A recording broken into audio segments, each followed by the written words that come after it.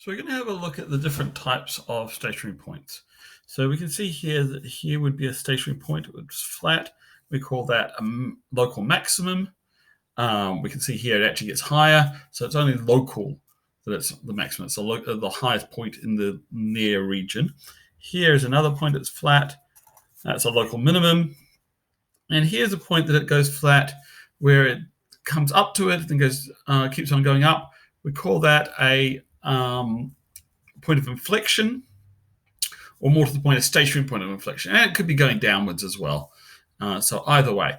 Now, there are actually some other points of inflection on this, and I want to just emphasize point of inflection is where we go from being concave to convex or convex to concave. So it's where the curve swaps from being curving one way to the other. So here it's curving this way, and about here it switches to be curving the other way. So that would be a point of inflection as well, but not a stationary one. And there's one in somewhere in here too. It's going curving that way and it starts curving that way. So maybe right here. So those are points of inflection. This one here is a stationary point of inflection because it's flat. So how do we know which type we have? Well, there's a number of ways. We could just get the points. We could go, I know what the x value of this point is by doing my derivative and making it equal 0. And I could try on either side of it.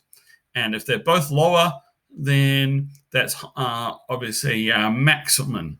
And you want to just go a very little bit on either side, certainly less than to your next point of stationary point.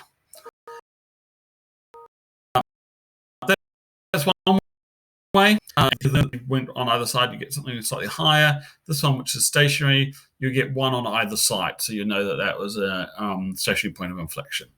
Or you could look at the derivative. And here, if we look at the derivative, that would be positive and then negative. And this one would be negative, then positive. And this would be positive and positive, or negative and negative if it was going the other way. So that's another way. The third way, which I like, is the second, there we are, derivative.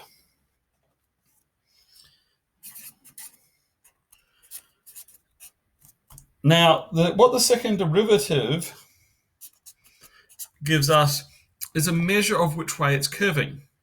So if it's concave like this, then the second derivative is going to be negative. If it's convex like this, then it's going to be positive. And where it's a point of inflection, it's going to be 0. And in fact, all of these points of inflection, the second derivative is going to be 0. And that's what this gives us. It tells us concave, convex,